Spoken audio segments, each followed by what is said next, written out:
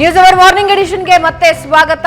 ಮೂಡ ಹಗರಣದ ಗದ್ದಲದ ಮಧ್ಯೆ ಮತ್ತೊಂದು ದಂಗಲ್ ಶುರುವಾಗಿದೆ. ಕೇಂದ್ರ ಸಚಿವ ವರ್ಸಸ್ ಐಪಿಎಸ್ ಅಧಿಕಾರಿ ನಡುವೆ ಜಂಗಿ ಕುಸ್ತಿ ಜೋರಾಗಿದೆ. ಕುಮಾರಸ್ವಾಮಿ ಎಡಿಜಿಪಿ ಚಂದ್ರಶೇಖರ್ ಫೈಟ್ ಶುರುವಾಗಿದ್ದು, ಕುಮಾರಸ್ವಾಮಿ ಪ್ರಕರಣ ಸಂಬಂಧ ರಾಜ್ಯಪಾಲರ ಪತ್ರ ಸೋರಿಕೆ ತನಿಖೆ ಕುರಿತು ರಾಜ್ಯಪಾಲರಿಗೆ ಲೋಕಾಯುಕ್ತ ಎಡಿಜಿಪಿ ಚಂದ್ರಶೇಖರ್ ಪತ್ರ ಬರೆದಿದ್ರು. ಪತ್ರ ಸಂಬಂಧ ಕೇಂದ್ರ ಸಚಿವ ಕುಮಾರಸ್ವಾಮಿ ಕೆಂಡಾಮಂಡಲರಾಗಿದ್ದಾರೆ. ಲೋಕಾಯುಕ್ತ ಎಡಿಜಿಪಿ ಎಂ ಚಂದ್ರಶೇಖರ್ ಭ್ರಷ್ಟ ಅಧಿಕಾರಿ, ಎಡಿಜಿಪಿ ಚಂದ್ರಶೇಖರ್ ರಿಂದಲೇ ಪತ್ರ ಸೋರಿಕೆಯಾಗಿದೆ.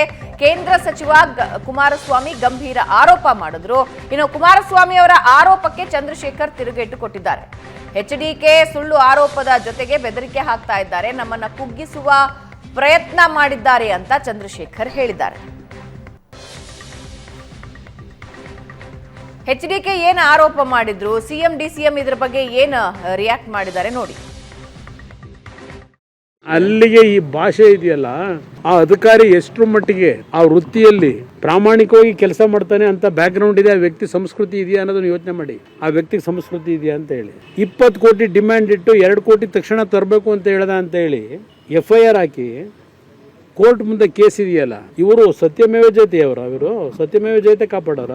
ಯಾವ ಕಚೇರಿಲಿ ಕೂತ್ಕೊಂಡು KPCC ಕಚೇರಿಯಿಂದ ಕೂತ್ಕೊಂಡು ಲೆಟರ್ನ ಲೀಕ್ ಮಾಡಿದ್ರು ಅದೆಲ್ಲ ಗೊತ್ತಿದೆ ನನಗೆ.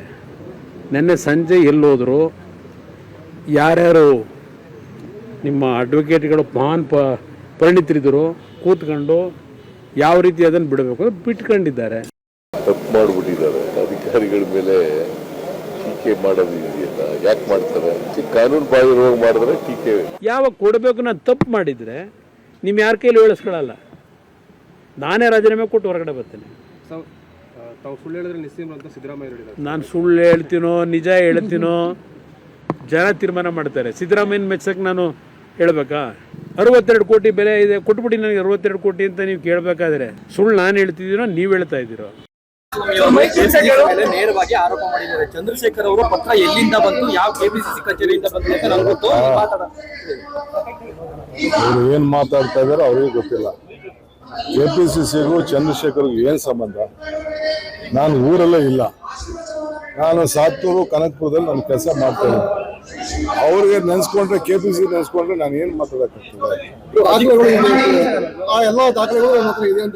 ಏನ್ ದಾಖಲೆ ಇದ್ರು ಏನ್ ಬೇಕಾದ್ರೂ ಬಿಡುಗಡೆ ಮಾಡ್ಕೊಳ್ಳಿ. ಪಾಪ ಚಂದ್ರಶೇಖರ್ ನನ್ನ ನೋಡೂ ಇಲ್ಲ, ನಾನು ಮಾತಾಡೂ ಇಲ್ಲ, ನಂಗೆ ಸಿಕ್ಕೂ ಇಲ್ಲ, ನನ್ಗೆ ಗೊತ್ತೇ ಇಲ್ಲ. ಪ್ರಶಾಂತ್, ಕೇಂದ್ರ ಸಚಿವ IPS ಅಧಿಕಾರಿ ಮಧ್ಯೆ ಓಕೆ ಒಂದು ಫೈಟ್ ಶುರು ಆಗುತ್ತೆ ಅಂತ, ಆದರೆ ಕುಮಾರಸ್ವಾಮಿ ಮಾಡಿರೋ ಆರೋಪಕ್ಕೆ ದ ವೇ IPS ಅಧಿಕಾರಿ ರಿಯಾಕ್ಟ್ ಮಾಡಿರೋದು ಅಥವಾ ರೆಸ್ಪಾಂಡ್ ಮಾಡಿರೋದು, ದಿಸ್ ಇಸ್ ಶಾಕಿಂಗ್. ಅದರಲ್ಲಿ ಅವ್ರು ಬಳಸ್ತಾರೆ, ಹಂದಿಗಳ ಜೊತೆ ಜಗಳಕ್ಕೆ ಇಳಿದ್ರೆ ನಾವು ಕೊಳಕಾಗ್ತೀವಿ, ಹೀಗಾಗಿ ನಾವು ಹಂದಿಗಳ ಜೊತೆ ಜಗಳ ಮಾಡಬಾರದು ಅಂತ. ಕೇಂದ್ರ ಸಚಿವರೊಬ್ಬರ ಬಗ್ಗೆ ಬಳಸೋ ಪದ ಬಳಕೆನಾ ಇದು? What is happening? ನೋಡಿ, ಮಾಜಿ ಮುಖ್ಯಮಂತ್ರಿ ಕುಮಾರಸ್ವಾಮಿ ಒಂದು ಪತ್ರಿಕಾಗೋಷ್ಠಿಯನ್ನು ಶನಿವಾರ ಬೆಳಗ್ಗೆ ನಡೆಸಿದರು. ಅದು ADGP ಚಂದ್ರಶೇಖರ್ ವಿರುದ್ಧ ಅವ್ರದ್ದೊಂದು, ಅಂದರೆ ರಾಜ್ಯಪಾಲರ ಪತ್ರ ಏನು ಲೀಕ್ ಆಯಿತು ಅದು ಅಲ್ಲಿಂದ ಆಯಿತು ಅಂತಕ್ಕಂಥದ್ದು ಒಂದು ಆರೋಪ ಮಾಡಿದರು. ನೀವು ಯಾವುದೇ ಹಂತದಲ್ಲಿ ಕೂಡ ಒಬ್ಬ ಸರ್ವಿಂಗ್ ಅಧಿಕಾರಿ, ಅದು DOPTL ಬರಲಿ, ಅದೇ ಒಂದು ರಾಜ್ಯ ಸರ್ಕಾರದ ಅಡಿಯಲ್ಲಿ ಬರಲಿ ಅಥವಾ ಕೇಂದ್ರದ DOPT ಅಡಿಯಲ್ಲಿ ಬರಲಿ, ನೀವು IPS ಅಧಿಕಾರಿಗಳು ಈ ರೀತಿ ಸರ್ಕಾರಿ ತನ್ನ ಸಬಾರ್ಡಿನೇಟ್ಗೆ ಬರೆಯುವಂಥ ಪತ್ರದಲ್ಲಿ ಹಂದಿಗಳು ಅಂತಕ್ಕಂಥದ್ದನ್ನು ಕರೆಯೋದು, ಬರ್ನಾರ್ಡ್ ಅದೊಂದು ಉಲ್ಲೇಖವನ್ನು ಮಾಡಿ ಅದನ್ನು ಮಾಡತಕ್ಕಂಥದ್ದು ಅನ್ಬಿಕಮಿಂಗ್ ಆಫ್ ಎನ್ ಆಫೀಸರ್ ಅಂತ ನಾನು. ಯಾಕಂದರೆ ಅಧಿಕಾರಿಗಳಿಗೆ ಒಂದು ಕಂಡಕ್ಟ್ ರೂಲ್ಸ್ಗಳಿರ್ತವೆ. ಹೌದು, ಸರ್ಕಾರಿ ಸೇವೆಯಲ್ಲಿರಬಹುದು, ನಾಗರಿಕ ಸೇವೆಯಲ್ಲಿರ್ತಕ್ಕಂಥ ಅಧಿಕಾರಿಗಳು. ಅದನ್ನು ಬಿಟ್ಟು ನೀವು ಸರಿ, ಕುಮಾರಸ್ವಾಮಿ ನಿಮ್ಮ ಮೇಲೆ ಆರೋಪ ಮಾಡಿದ್ರಲ್ವ, ಅದರಲ್ಲಿ ಯಾವುದಾದ್ರೂ ಡಿಫೆಮೇಷನ್ ಅಂತಕ್ಕಂಥದ್ದಿದ್ದರೆ ನೀವು ಕೋರ್ಟ್ಗೆ ಹೋಗ್ಲಿಕ್ಕೆ ನಿಮ್ಗೆ ಅಧಿಕಾರ ಇದೆ. ಕೋರ್ಟ್ಗೆ ಹೋಗ್ಲಿಕ್ಕೆ ಯಾರು ಬೇಡ ಅಂತ ಇಲ್ಲ. ಹೌದು, ಆದರೆ ನೀವೇನು ಮಾಡ್ತಾ ಇದ್ದೀರಿ? ರಾಜಕಾರಣಿಗಳ ಥರ ನಿಮ್ಮ ಸಬಾರ್ಡಿನೇಟ್ ಅಧಿಕಾರಿಗಳಿಗೆ ಬರೀತಕ್ಕಂಥ ಪತ್ರದಲ್ಲಿ ಒಬ್ಬ ಕೇಂದ್ರ ಸಚಿವರನ್ನು ನೀವು ಹಂದಿಗಳು ಅಂತಕ್ಕಂಥ, ಕೇಂದ್ರ ಸಚಿವರಿರಲಿ ರಾಜ್ಯದ ಸಚಿವರಿರಲಿ, ಅಂಡ್ ಅದ್ರ ಜೊತೆಗೆ ಅವನು ಎಷ್ಟೇ ಎತ್ತರದ ಸ್ಥಾನದಲ್ಲಿದ್ರು ಅವನ ಆರೋಪಿಯು ಅಲ್ಲ, ಹೌದ್ರಿ, ಆ ಪತ್ರ ಬರೆಯುವ ಅವಶ್ಯಕತೆ ಏನಿತ್ತು ಅಂದ್ರೆ ಆ ಪತ್ರ ಬರೆದಿದ್ದು don't act like A politicians. ನಂಗೆ ಹಂಗೆ ಅನಿಸ್ತದೆ, ಒಬ್ಬ ರಾಜಕಾರಣಿ ಮಾತಾಡ್ದಂಗೆ ಅನಿಸ್ತದೆ. ಅದರ ಅರ್ಥ ರಾಜಕಾರಣಿಗಳಿಗೆ ಮಾತ್ರ ಆರೋಪದ ಅಧಿಕಾರ ಇದೆ ಅಂತ ನಾನು ಹೇಳ್ತಾ ಇಲ್ಲ. ರಾಜಕಾರಣಿಗಳು ಈಗ ಆರೋಪ ಕುಮಾರಸ್ವಾಮಿ ಮಾಡಿದ ಮೇಲೆ ನೀವು ನಿಮಗೆ ಯಾವುದಾದ್ರೂ ಆಗಿರ್ತಕ್ಕಂಥ ಒಂದು ಡಿಫೆಮೇಷನ್ ಅಂತಕ್ಕಂಥದ್ದು ನಿಮ್ಗೆ ಅನಿಸಿದಲ್ಲಿ ಕೋರ್ಟ್ಗೆ ಹೋಗಿ. ಯಾರು ಬೇಡ ಅಂತಾರೆ ನಿಮ್ಮ ಕೋರ್ಟ್ಗೆ ಹೋಗಲಿಕ್ಕೆ? ಯಾರೇ ಆರೋಪ ಮಾಡಿದರೂ ಕೂಡ ನೀವು ಕೋರ್ಟ್ಗೆ ಹೋಗ್ಲಿಕ್ಕೆ ಅವಕಾಶ ಇದೆ. ಆದರೆ ನೀವು ಸಬಾರ್ಡಿನೇಟ್ ಅಧಿಕಾರಿಗಳಿಗೆ ಬರೀತಕ್ಕಂಥ ಸರ್ಕಾರಿ ಪತ್ರದಲ್ಲಿ ನೀವು ಯಾರನ್ನ ಹಂದಿ ಅಂತ ಉಲ್ಲೇಖ ಮಾಡ್ತೀರಾ? ಇದು ನನಗನ್ಸುತ್ತೆ ವ್ಯವಸ್ಥೆ ಯಾವ ರೀತಿ ವರ್ಕ್ ಆಗ್ತಿದೆ ಅನ್ನೋದ್ರ ಬಗ್ಗೆನೇ ಡೌಟ್. ವ್ಯವಸ್ಥೆ ಇಲ್ಲ, ಪೊಲಿಟಿಕಲ್ ಪೆಟ್ರೋನೇಜ್ನ ಕಾರಣದಿಂದ ಅಧಿಕಾರಿಗಳು ಈ ರೀತಿಯ ಪತ್ರವನ್ನು ಬರೀತಾರೆ. ಪೊಲಿಟಿಕಲ್ ಪೆಟ್ರೋನೇಜ್ ಅಷ್ಟೇ. ಯಾರೋ ಒಂದು ರಾಜಕೀಯ ಆಶ್ರಯವನ್ನು ಕೊಡ್ತಾರೆ.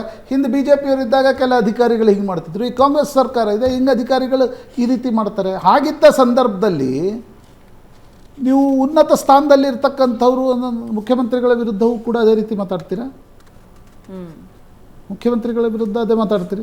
ನೀವು ಹಿಮಾಚಲ್ ಪ್ರದೇಶ್ ಕೇಡರ್ನ ಅಧಿಕಾರಿ, 5 ವರ್ಷ ಇರ್ಲಿಕ್ಕೆ ಬಂದವರು ಪರ್ಮನೆಂಟಾಗಿ ಇಲ್ಲೇ ಇದ್ದೀರಿ, ಸರಿ, ಅದು ಸರ್ಕಾರಿ ಆದೇಶ.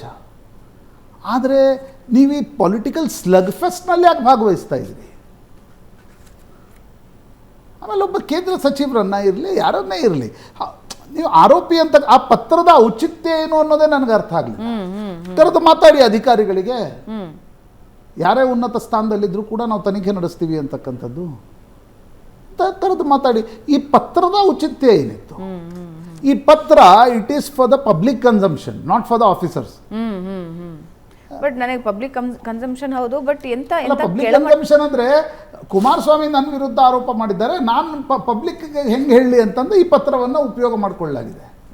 ಆ್ಯಂಡ್ ನನಗನ್ಸುತ್ತೆ ಕೇಂದ್ರೀಯ ಸೇವೆಯಲ್ಲಿರ್ತಕ್ಕಂಥ ಅಧಿಕಾರಿಗಳಿಗೆ ಒಂದು ಡೆಕೋರಮ್ ಇರುತ್ತೆ, ಒಂದು ಡಿಗ್ನಿಟಿ. ಅಂದ್ರೆ ಸರಿ, ಆರೋಪ ಬಂದಾಗ ನಿಮ್ಗೆ ಬೇಸರ ಆಗೋದು ಸಹಜ.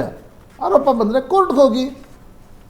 ಟ್ರೂ, ಕಾನೂನಲ್ಲಿ ಅವಕಾಶ ಇದೆ. ಆದರೆ ಈ ರೀತಿ ನನಗೆ ಹೊಲಸು ಅನ್ಸುತ್ತೆ. ಅಂದರೆ ಹಿಂಗಿದು ಒಬ್ಬ ಅಧಿಕಾರಿ ಇಷ್ಟು ರಾಜಕೀಯ ಯಾರನ್ನೇ ಆಗಿರಲಿ, ರಾಜಕೀಯ ವ್ಯಕ್ತಿನೇ ಆಗಿರಬೇಕು ಅಂತಿರಲಿ, IAS IPS ಅಧಿಕಾರಿಗಳನ್ನು ಜನ ಹಿಂಗೆ ನೋಡ್ತಾರೆ.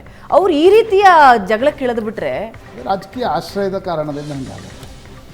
ಒಂದು ನೆನಪಿಟ್ಕೋಬೇಕು, ರಾಜಕೀಯ ಆಶ್ರಯದ ಬಲದಲ್ಲಿ ಮಾತಾಡ್ತಾ ಇದ್ರೆ ನಿಮ್ಮ ಗೌರವ ಏನಿದೆಯಲ್ಲ ಅದನ್ನು ನೀವು ನೆಲಕ್ಕೆ ಬೆಳೆಸ್ಕೋತಾ ಇದ್ದೀರಾ ಅನ್ನೋದನ್ನ ನೆನಪಿಟ್ಕೋಬೇಕು. ಆ್ಯಂಡ್ ಅಫ್ಕೋರ್ಸ್ ನೀವೇ ಹೇಳಿದ ಹಾಗೆ ಇನ್ ಕೇಸ್ ಅಲ್ಲಿ ಏನಾದರೂ ಸಮಸ್ಯೆ ಆಗಿದೆ, ನ್ಯಾಯಾಲಯ ಇದೆ, ನ್ಯಾಯಾಲಯದ ಮೊರೆ ಹೋಗ್ಬೇಕು. ಹಿಂಗೆ ಮಾನಹಾನಿ ಮಾಡ್ತಿದ್ದಾರೆ ಅಂತ I don't know, I'm surprised. ಈ ಪತ್ರ ನೋಡಿನೇ ನನಗೆ ಶಾಕ್ ಆಗಿತ್ತು. ಈಗ ಒಂದು ಚಿಕ್ಕ ಬ್ರೇಕ್ ತಗೋಣ ವೀಕ್ಷಕರೇ. ಬ್ರೇಕ್ ನಂತರ ಮತ್ತಷ್ಟು ಸುದ್ದಿ.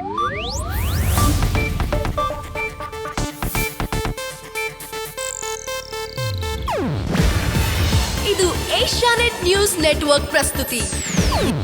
ನೀವು ನೋಡ್ತಿದ್ದೀರಾ ಏಷ್ಯಾನೆಟ್ ಸುವರ್ಣ ನ್ಯೂಸ್.